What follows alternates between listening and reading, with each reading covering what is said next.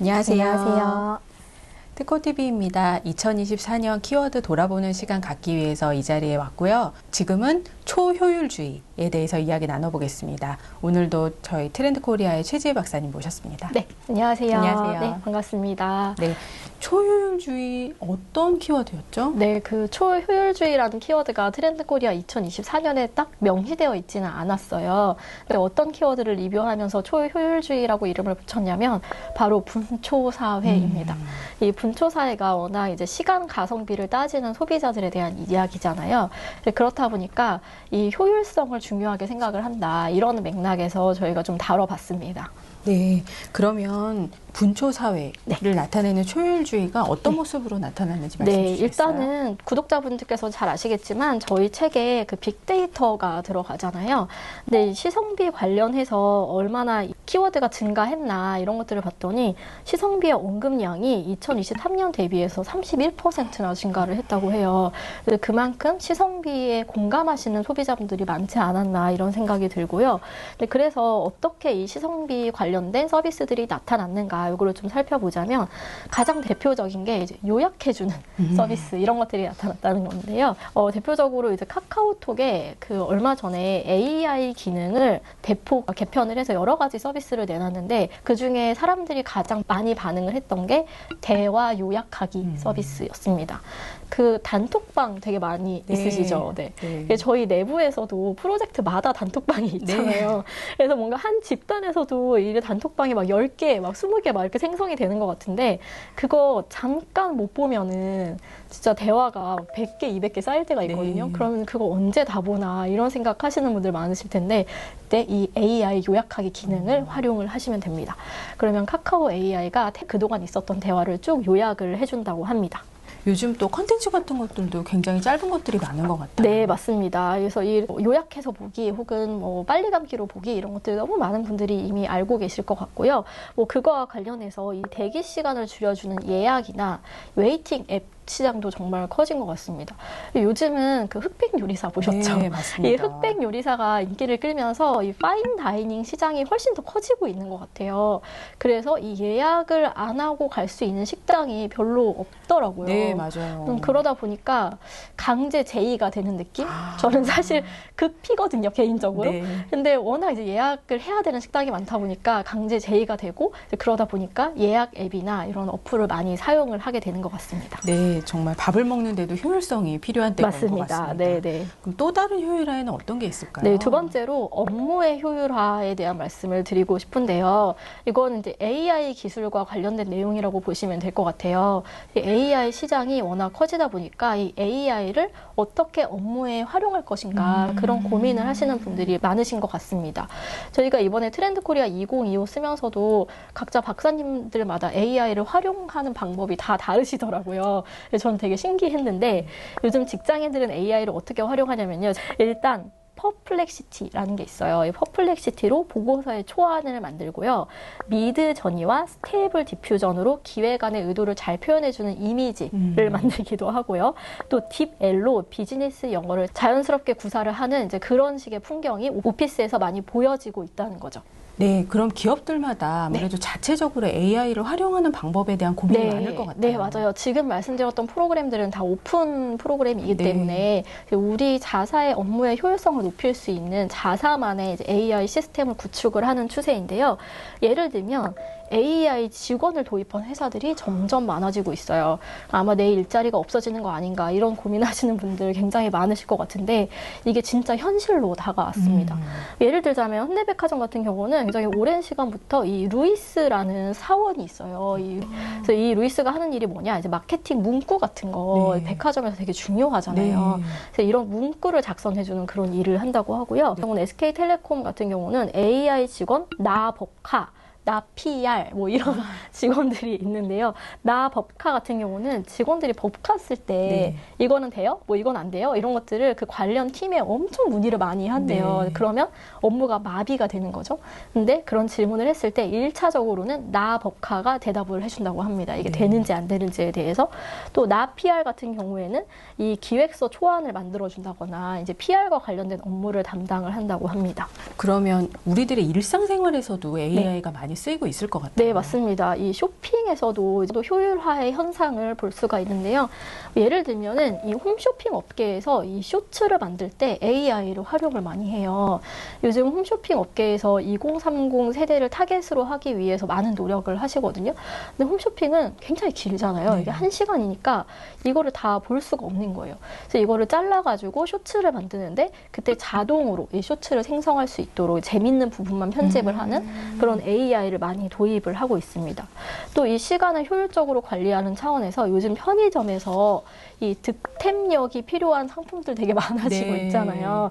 요즘에 흑백 요리사 관련해서 이 콜라보 상품들이 벌써 매진이 됐다, 기다려야 된다, 막 이런 얘기들이 많은데 그런 것도 예전에 포켓몬 빵 우리가 구했을 네. 때처럼 무조건 줄 서 있어야 됐잖아요. 네, 편의점 앞에 이렇게 줄 서 있는 게 아니고요. 그 줄 서러 가시면 안 됩니다. 그거 옛날 사람이고요. 요즘은 그 편의점 자체에 어플들이 많이 있어요. 그래서 그 어플을 통해서 미리 예약을 하면은 내가 쇼핑을 좀 더 효율적으로 할 수 있도록 도와주는 그런 서비스들이 있습니다. 네, 제 마트에 가보니까 과일들의 당도를 AI로 했다라는 것도 본 적이 있어요. 요즘은 맛없는 과일 아마 먹기 좀 힘드실 거예요. 네. 예전에는 사실 찔러서 하는 거 있죠. 네. 이거를 파괴적인 당도 측정이라고 하는데 네.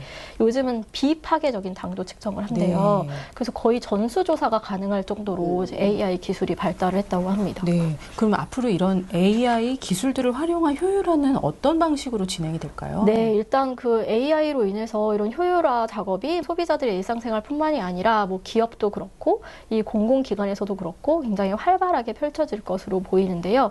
저희가 이 트렌드 코리아 2024년에서 호모 프롬프트라는 키워드에서 지적을 했듯이 AI가 내 일자리를 빼앗는 것은 아닌가 이렇게 불안해하는 심정은 저도 공감이 갑니다만 지금 불안해하기보다는 AI를 내가 어떻게 프롬프트해서 내 업무를 효율화시키고 적용을 할 것인가 이런 고민이 좀 필요한 시기인 것 같습니다. 네, 그렇다면 혹시 아까 잠깐 말씀 주신 대로 우리들의 일자리가 없어지는 것은 아닐까요? 더 이상 인간이 필요하지 않은 것은 아닐까 하는 걱정도 들어요. 네, 사실 그 분야에 따라서는 뭐 단순 직종이라던가 이런 데서는 AI가 많이 대체를 하고 있고 그렇게 될 거라고 보이는데요. 근데 또 AI 도입으로 인해서 새로 생성되는 직업군이 또 많아진다고 해요. 그래서 중요한 거는 이 변화에 적응하기 위해서 우리가 얼마나 이제 발빠르게 이런 트렌드 리터러시를 키우느냐 이게 중요할 것 같습니다. 네, 감사합니다. 네. 그럼 지금까지 효율화에 대해서 알아봤습니다. 네, 안녕하세요. 안녕하세요. 네, 안녕하세요. 트렌드 코리아 TV 구독자 여러분. 오늘은 저희가 2024년의 트렌드 키워드를 한번 훑어보는, 해고를 해보는 그런 시간을 갖도록 할 텐데요. 오늘 저희에게 유익한 말씀을 들려주실 박사님 오셨습니다. 이혜원 박사님 반갑습니다. 네, 안녕하세요. 네, 안녕하세요. 네, 트렌드 코리아의 이혜원입니다. 네. 오늘 이 컨텐츠를 귀 기울여서 들으시는 분들이 많으실 것 같아요. 왜냐하면은 불황기 생존 전략에 대해서 말씀을 해주실 거거든요. 지금 모든 분들이 뭐 소비자나 산업계나 다 불황을 겪고 계신데 생존 전략 하나씩 좀 말씀을 해주시죠. 네, 불황이라고 하는 것은 곧 위기 상황을 뜻하는 건데요. 이러한 위기를 오히려 기회로 삼기 위한 여러 가지 노력들이 있었습니다. 그 중에 가장 중요한 것이 바로 스핀오프인데요. 스핀오프라는 거는 기업이 자사의 역량을 바탕으로 상품이나 브랜드를 유연하게 확장하는 활동을 의미합니다. 스핀오프 같은 경우는 영화나 예능 프로에서 원작 캐릭터나 상황을 빌려다가 새롭게 만드는 파생 작품을 이야기하는데요. 기업들도 여러 가지 스핀오프를 하고 있습니다. 네. 그 중에서 제일 중요한 스핀오프가 바로 가격 스핀오프인데요. 아, 네. 네. 요즘은 일물일가가 아니죠. 네. 때에 따라, 장소에 따라, 상황에 따라 가격이 계속 바뀝니다. 달라지는군요. 네, 맞습니다. 네. 그것을 저희는 이제 버라이어티 가격 전략이라고 불렀었는데요. 우선 조건에 따라서 가격이 변경되는 재미난 예시가 있어요. 네. 삼성동에 있는 웍스프레소라는 카페에서는요, 전주의 마지막 날 코스피 종가를 기준으로 커피 값이 정해집니다. 커피 카페인데요? 네. 아, 네. 사장님이 주식을 열심히 하시나 보요 그러신 것 네. 같습니다. 만약에 주식이 올라서 커피값이 비싸지면 또 그것으로 기분이 좋은 거고요. 네, 주가가 떨어져서 커피값이 싸지면 내 통장은 조금 비는 느낌이 들지만 또 싸게 커피를 마실 수 있으니 여전히 기분이 좋습니다. 너무 좋은 전략인데요.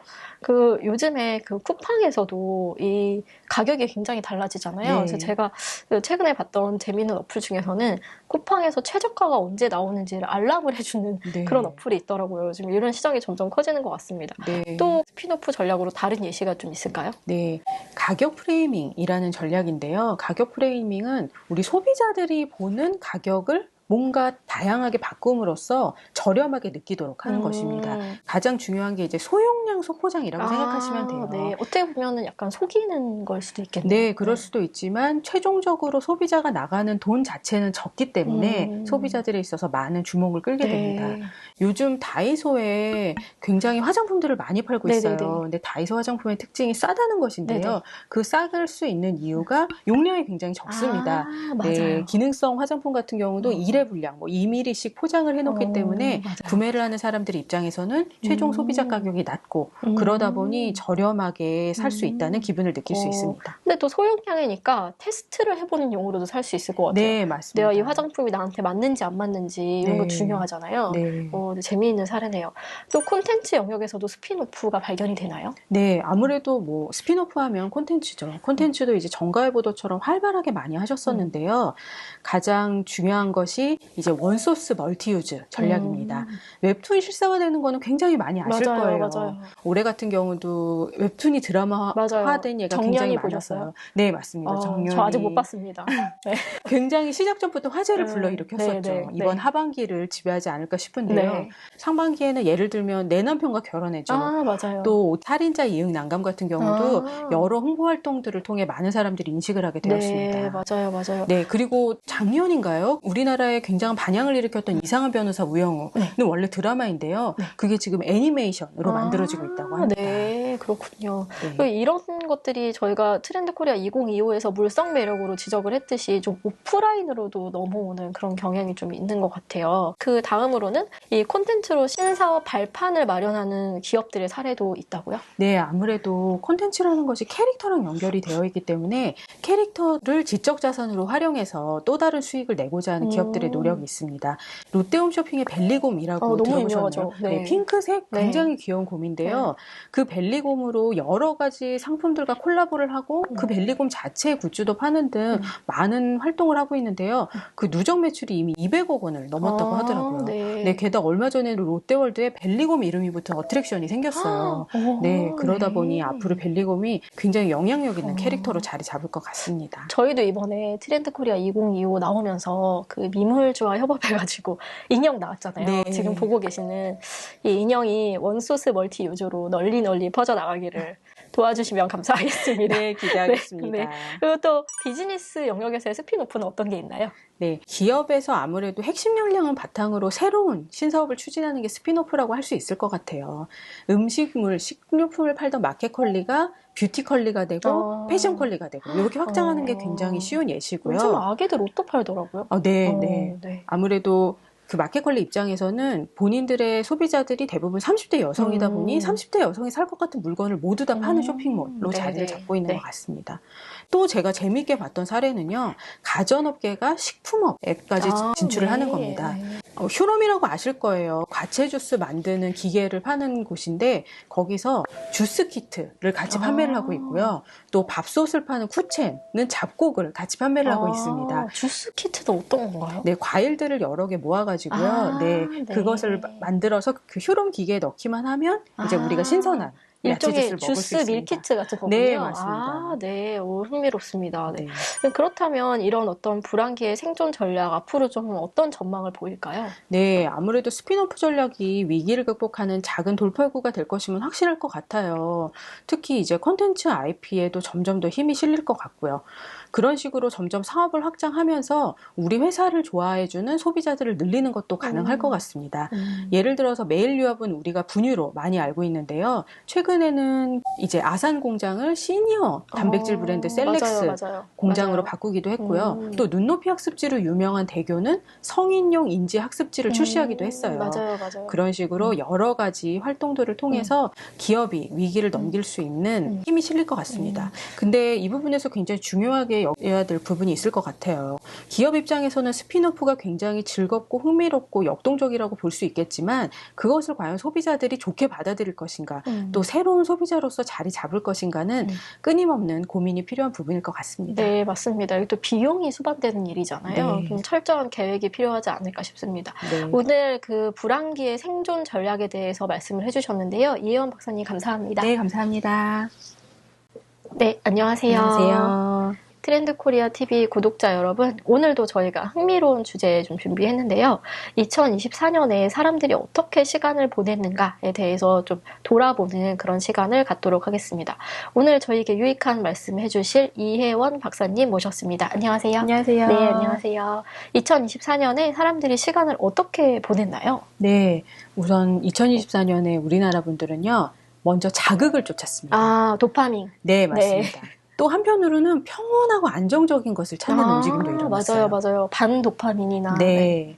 다음으로는 그래서 결국 완벽한 모습을 과시하고 싶어 했습니다. 바로 육각형을 추구한 것이죠. 네. 세 가지를 하나씩 좀 살펴보도록 할까요? 첫 번째는 자극 추구를 어떻게 했나요? 네, 2024년에 유난히 도파민이라는 단어가 많이 등장했던 것 같아요. 그래서 이 도파민을 분출시키기 위해 여러 가지 자극들을 했는데요. 가장 먼저는 입맛입니다. 맵부심이라는 단어 들어보셨을 거예요. 매운 거 먹는. 네, 자부심을 뜻하는 말인데요. 그러다 보니 이 기업들도 점점 더 매운 음식들을 많이 내고 있습니다. 네, 보통 피자나 스파게티 같은 데 뿌려 먹는 타바스코 소스 아실 텐데요. 네네네. 그 타바스코 소스에서 타바스코 스콜피온이라는 무시무시한 이름의 제품을 냈어요. 네. 워낙에 타바스코 소스가 자극적이고 매운맛으로 유명한데 그 스콜피온은 일반 타바스코 소스보다 10배 맵다고 합니다. 네, 저 개인적으로 맵찔이거든요. 그래서 이런 트렌드가 좀 안타깝습니다. 네, 저도 매운 거를 굉장히 못 먹어서 점점 매운 게 많아지는 게 너무나 참 마음이 쉽지가 않습니다. 관계자분들 보고 계신다면 좀 반영을 부탁드리겠습니다. 네, 또 어떤 사례가 있나요? 네, 다음으로는 자극적인 맛에서 엄청 단맛을 쫓는 현상이 있었습니다. 맞아요. 탕후루는 당연히 아실 거예요. 근데 탕후루의 다음으로 망고 사고라는 게 있습니다. 망고 사고는 이제 펄을 뜻하는데요. 우리가 생각하는 펄보다 훨씬 더 달아요. 그걸 망고 주스에다 섞어 먹기 때문에 정말 단맛을 더한 궁극적인 단맛이라고 할 수 있습니다. 그리고 이제 올 상반기에 우리나라를 휩쓸었던 초콜릿 열풍이 있죠. 두바이 초콜릿. 맞아요. 아실 겁니다. 이제 아랍 지방의 전통적인 면인 카다이프에 피스타치오를 섞어서 만든 초콜릿 안에 채운 음식인데요. 이제 틱톡에서 유명해지고 나서 글로벌적으로 확대가 되고 우리나라에도 당연히 들어왔습니다. 맞아요. 드셔보셨어요? 네, 선생님? 먹어봤습니다. 네, 어떠셨어요? 네, 정말 단맛 그 자체였고요. 맞아요. 단 거 플러스 단 거. 네. 그리고 저는 약간 식감이 있는 게 좀 좋기는 하더라고요. 네. 같은 단맛이라도 입안에서 녹는 단맛하고 또 식감이 있는 단맛이 다르기 때문에 그래서 많은 사람들에게 인기를 얻었던 것 같습니다. 맞아요. 이 콘텐츠 영역에서도 좀 자극적인 콘텐츠가 많아졌다고요? 네. 콘텐츠는 아무래도 센 콘텐츠들이 굉장히 많아졌는데요. 이제 무한경쟁 시대다 보니 세고 속도감 있는 콘텐츠가 있어야지만 주목을 끌 수 있었던 것 같아요. 그래서 상반기에 인기가 많았던 눈물의 여왕이라는 드라마를 보시면 물론 신데렐라 스토리의 남녀 역전 버전인데요. 잔잔한 로맨스도 있지만 속도 전개가 굉장히 빠르고요. 등장하시는 분들의 대사 속도도 굉장히 빠릅니다. 맞아요. 마지막에 가면은 여러 등장인물 중에 사망하는 분들도 계세요. 그러다 총이 나오잖아요. 네, 맞습니다. 로맨스 드라마에 총이 나오고 경찰이 나오고 진압을 하고 이런 부분들이 너무나 자극적이어서 큰 인기를 끌었던 것 같습니다. 맞습니다. 근데 이런 트렌드가 있었던 반면에 좀 덜 자극적이고 좀 도파민을 뺀 이런 것들을 추구하는 트렌드도 있었다고요? 네, 맞습니다. 피로감을 느끼시는 분들이 많아졌어요. 움직이는 동영상이나 이미지들에서 머리를 아프다고 하시는 분들이 많다 보니 이미지 기반 SNS 사용은 줄고 텍스트 기반이 대체를 하고 있습니다. 노플레이스라는 새로운 SNS가 나왔는데요. 출시되자마자 애플 다운로드 순위에서 1위를 차지할 정도로 인기를 끌었습니다. 이는 이미지가 아니고 텍스트만으로 자신의 감정을 공유하는 것인데요. 예를 들면 타인의 게시물을 다시 한번 할 수 있는 리트윗이나 좋아요 기능도 없어요. 그냥 내가 올리고 그것으로 끝이 터집니다. 그럼에도 불구하고 사람들이 많이 찾아주었다고 하고요. 또 한 가지는 덤폰이라고 해서요. 이 덤폰은 오직 전화를 거는 기능만 있습니다. 예전에 피처폰으로 돌아가는 건가요? 네, 맞습니다. 굉장히 투박하고 기능이 없음에도 불구하고 사람들이 나의 디지털 피로감을 해소해 줄 수 있다라는 측면에서 많은 사랑을 받고 있는 것 같아요. 네, 그렇군요. 그런데 이런 어떤 그 도파민을 추구하는 트렌드와 또 반도파민을 추구하는 트렌드 다음에는 또 좀 완벽한 라이프 스타일을 추구하는 그런 트렌드도 있다고 들었어요. 네, 맞습니다. 도파민을 추구하는 것도 내 기분이 완벽하기를 바라는 것이고요. 디지털 디톡스를 추구하는 것도 사실 나의 생활이 완벽하기를 바라는 것입니다. 완벽함을 추구한다는 거군요. 네, 맞습니다. 그 완벽함에 대해서 트렌드 코리아 2024에서는 육각형 인간이라는 이름으로 설명을 드렸었는데요. 그러한 육각형 인간을 추구하는 분위기는 계속되고 있습니다. 그래서 이제 올 초에 랭키닷컴에서 발표한 트렌드 키워드 지수에서요. 육각형이라는 말이 1등을 했다고 해요. 그만큼 네. 많은 사람들이 관심을 가지는 것이라고 생각을 합니다. 네, 그렇군요. 그렇다면 이런 어떤 사람들이 시간을 쓰는 방법은 앞으로 좀 어떻게 진화하게 될까요? 네, 이제 게리 바이너척이라는 작가분이 얘기하신 게 있어요. 우리 하나하나가 다 미디어 회사인 시대이다라고 얘기하셨는데요. 그렇게 너무나 다양하고 숫자가 많은 미디어가 있다 보니 다른 사람의 이목을 끌려면 당연히 자극적이고 세고 남들과는 다른 그런 콘텐츠들로 승부를 할 수밖에 없을 것 같아요. 그렇기 때문에 앞으로도 자극은 더더욱 지속될 것 같습니다. 그런데 그 자극만을 위해서 때로는 위험하고 또 때로는 좀 불쾌하게까지 한 내용을 발산하는 사회가 점점 더 비판을 받고 있는 것도 사실이에요. 맞아요. 여러 드라마나 영화 중에서도 그러한 사회를 비판하기도 하고요. 그렇기 때문에 저희 개인들은 그 소셜미디어를 통해 전달되는 지나친 자극을 조금은 피하고 또 잘 구분해서 받아들일 수 있도록 하는 태도가 필요할 것 같습니다. 네, 맞습니다. 오늘 시사점까지 정말 완벽하게 정리를 해주셨는데요. 우리 구독자님들께 좀 도움이 되는 시간이셨기를 바랍니다. 오늘 마치도록 하겠습니다. 감사합니다. 감사합니다. 안녕하세요. 안녕하세요. 특허TV 이혜원입니다. 오늘은 2024년 키워드에 대해서 회고를 말씀드리고자 이 자리에 섰습니다. 오늘 회고 말씀해 주실 최지혜 박사님 모셨습니다. 네, 안녕하세요. 반갑습니다.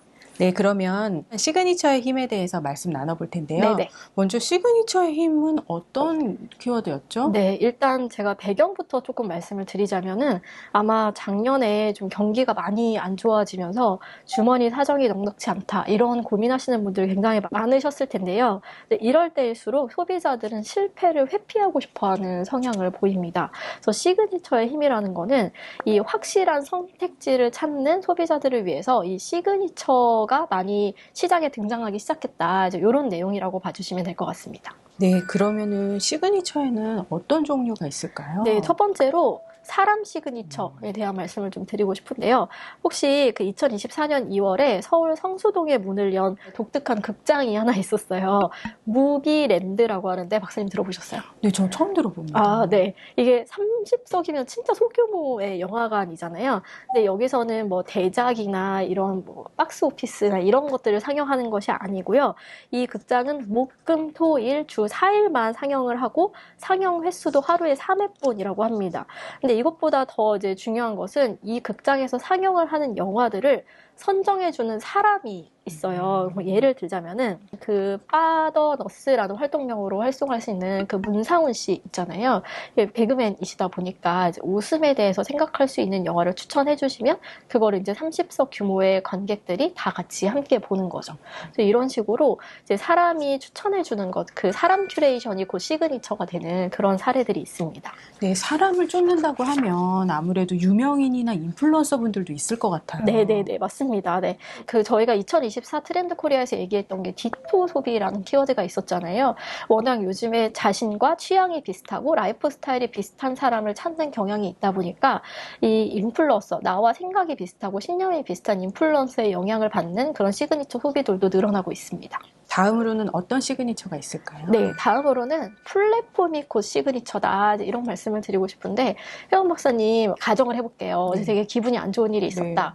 나는 좀 해외에서 수입된 F&B나 좀 고급 식재료 같은 거를 한번 사가지고 나를 위해서 좀 근사한 요리를 한번 해보고 싶다라고 하실 때 쿠팡에서 쇼핑하세요? 마켓컬리에서 쇼핑하세요? 마켓컬리에서 쇼핑합니다. 네, 맞습니다. 그게 바로 플랫폼 시그니처라고 보시면 되는데요.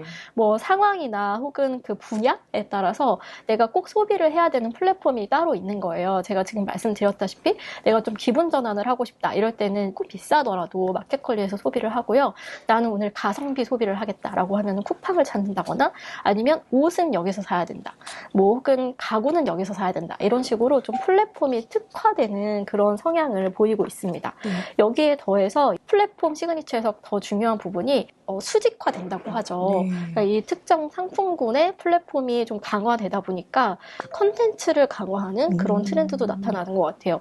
예를 들어서 옷을 큐레이션 해주고 옷과 관련된 전문 몰이다라고 한다면 이 관련된 컨텐츠이죠. 뭐 요즘 어떤 스타일을 입어야 되는 건지, 요즘 유행하는 스타일은 뭔지 이런 것들을 소비자들에게 컨텐츠로 정보로서 제공해주는 그런 어떤 컨텐츠 작업도 많이 하고 계시는 것 같아요. 어떤 우리가 어딘가를 가서 내가 나한테 맞고 내가 좋아하는 것을 찾는다라고 하면 사실은 좀 지방이 생각이 나는데요. 맞습니다. 맞습니다. 네, 이 지역도 사실 시그니처가 될 수 있는데요.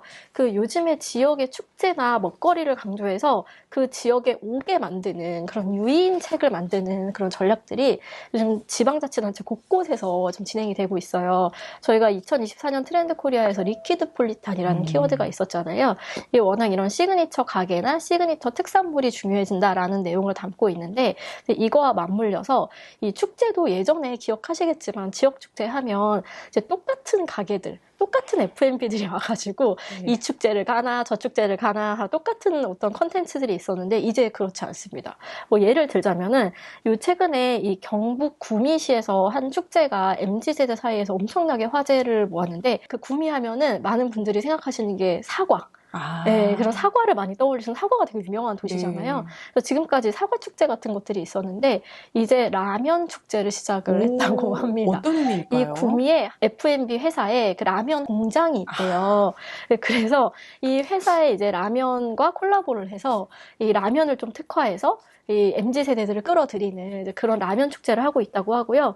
근데 이 라면 축제를 하는 부서의 이름도 저는 되게 특이했는데 이 콘텐츠를 발굴하는 부서의 이름이 낭만축제과라는 부서의 이름을 갖고 있다고 해요. 정말 낭만적이죠? 예전에는 좀 보수적이고 좀 지역 축제가 재미없다 이런 오명이 있었는데 그런 것들을 많이 바꿔나가는 그런 시도들이 있습니다. 네, 그렇군요. 그러면 단순히 지방자치단체뿐만 아니라 지방에 있는 쇼핑몰 등에서도 여러 가지 지역 시그니처가 있을 것 같아요. 네, 맞습니다. 그 현대백화점 같은 경우는 최근에 부산점을 리뉴얼을 했어요. 그래서 커넥트 현대라는 이름으로 재개관을 했는데 거기서 중요한 콘텐츠 중에 하나가 다른 백화점, 다른 어떤 현대백화점 지점에서는 볼 수 없는 지역 특화된 브랜드나 상품들을 많이 MD를 입점시켰다고 해요. 그래서 이제 그 부산에 있는 그 커넥트 현대 자체가 부산으로 사람들을 끌어들이고 부산의 문화를 즐길 수 있는 하나의 시그니처 쇼핑몰로서 기능을 하는 거죠. 그러면 박사님, 앞으로 이런 시그니처의 힘들이 어떻게 진행이 될까요? 네, 제가 앞서 말씀드렸다시피 이렇게 좀 불경기가 심해지고 또 2024년 트렌드 코리아에서 가장 중요하게 다뤘던 키워드 중에 하나가 분초 사회였잖아요. 그래서 사람들이 많이 바쁘다 보니까 내가 뭔가 조합을 생각한다거나 물론 그런 것들을 좋아하시는 소비자분들도 있으시겠지만 좀 나한테 선택권을 줄여줬으면 좋겠다. 이렇게 생각하시는 분들이 좀 많아지지 않았나 그런 한 해가 아니었나 싶어요. 그래서 2024년에 뭐 기업들이 진행했던 어떤 전략들을 시사점으로 마지막으로 말씀을 드리자면 서브웨이, 요즘 2030들이 엄청 좋아하는 브랜드잖아요. 근데 서브웨이 가보시면 아시겠지만 너무 주문하기 힘들죠. 네, 맞습니다. 특히 바쁠 때 가면은 뭘 골라야 되는지 막 머리에 지진이 오잖아요. 그래서 서브웨이에서 2024년에 냈던 그 상품 중에 하나가 서픽이라고 해서 이제 서브웨이의 시그니처 상품을 옵션으로 선택지로 드린 거예요. 그래서 이 서브웨이에서 추천하는 어떤 시그니처 조합이라고 해야 될까요? 그래서 소비자들이 서브웨이에 가서도 내가 일일이 선택을 하지 않아도 그 서픽 메뉴만 픽업해서 나올 수 있도록 그것만 즐길 수 있도록 이제 이런 식으로 좀 선택지를 줄여주는 그런 어떤 경향들이 나타나고 있어요. 그래서 앞으로 좀 이런 시그니처의 힘의 연장선상에서 소비자들이 조금 더 합리적이고 좀 더 효율적으로 선택을 할 수 있도록 도와주는 그런 서비스들이 많이 나올 것 같습니다. 네, 이상으로 시그니처 힘에 대해서 알아봤습니다. 감사합니다. 감사합니다. 네, 안녕하세요. 트렌드 코리아 TV 구독자 여러분, 오늘도 저희가 흥미로운 주제를 좀 마련을 해봤습니다. 오늘은 제가 가족 얘기를 할 건데 요즘 가족이 어떻게 바뀌고 있는지를 얘기를 해볼 거예요. 아마 좀 흥미롭게 들으실 수 있는 그런 내용들이 많은 그런 시간이 아닐까 싶은데요. 오늘 요즘 가족에 대해서 말씀을 해주실 이혜원 박사님 모셨습니다. 안녕하세요. 안녕하세요. 네, 안녕하세요. 요즘에 좀 가족이 달라지고 있다 이런 얘기가 정말 많이 나오고 있잖아요.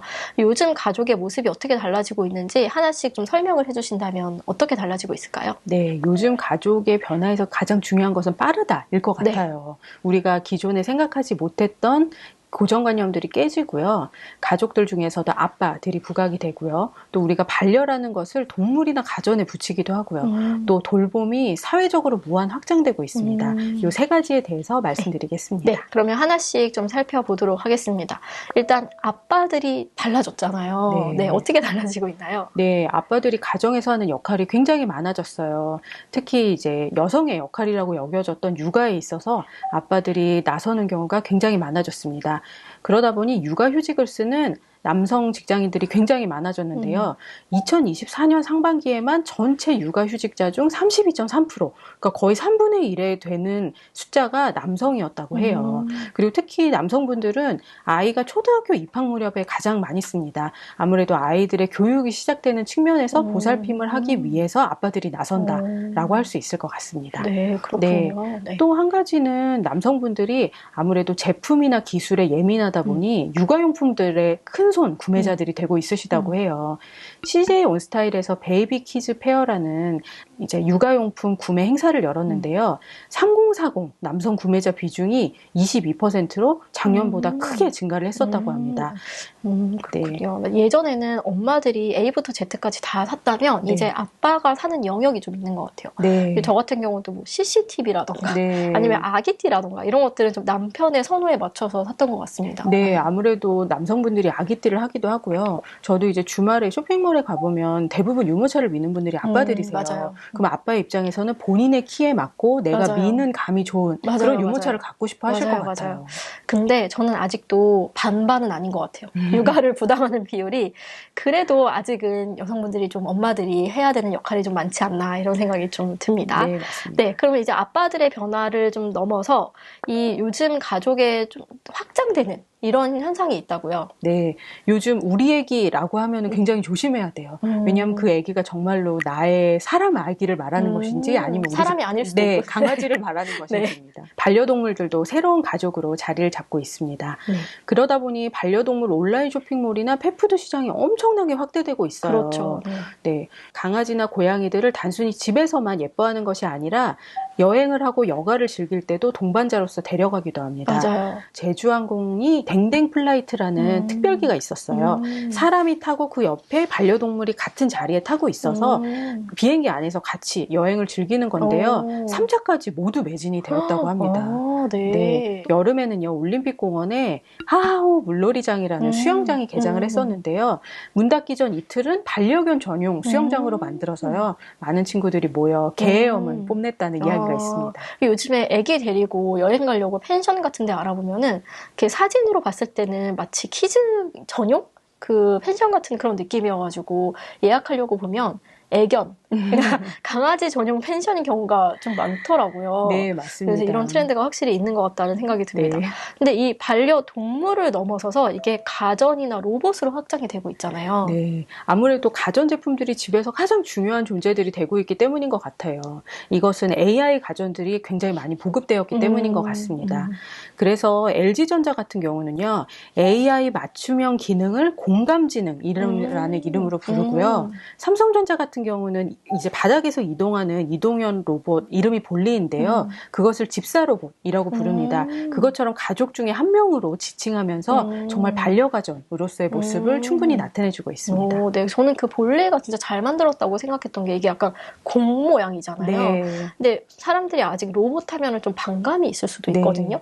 근데 이렇게 공 모양으로 만들었을 때 좀 이질감이 없다고 해야 될까요? 좀 반감이 줄어드는 그런 효과가 있었던 것 같습니다. 네, 사람들이 느낄 수 있는 그 불쾌한 골짜기를 지나치지 않으면서도 또 사람들이 로봇이라는 걸 충분히 인식할 수 있는 모양이기 때문에 우리 가족 중에 한 명으로 여길 수 있는 것 같아요. 맞아요. 근데 이런 어떤 반려 시장에 넘어서서 이제 서로 약간 돌보는 케어 시장이 좀 확장이 됐잖아요. 네, 맞습니다. 돌봄은 너무나 당연한 사회적 화두가 된 것 같아요. 그러다 보니 이에 대한 비즈니스 시장이 엄청나게 늘어났습니다. 주간돌봄센터하고 시니어 하우징을 사업하시는 케어닥이라는 회사는요, 2023년 매출액이 그 전에 2배로 성장을 했고요. 간병 서비스를 하시는 케어네이션은 매출 목표를 100억대로 잡고 계시다고 합니다. 특히 이제 가장 중요한 돌봄인 아이 돌봄.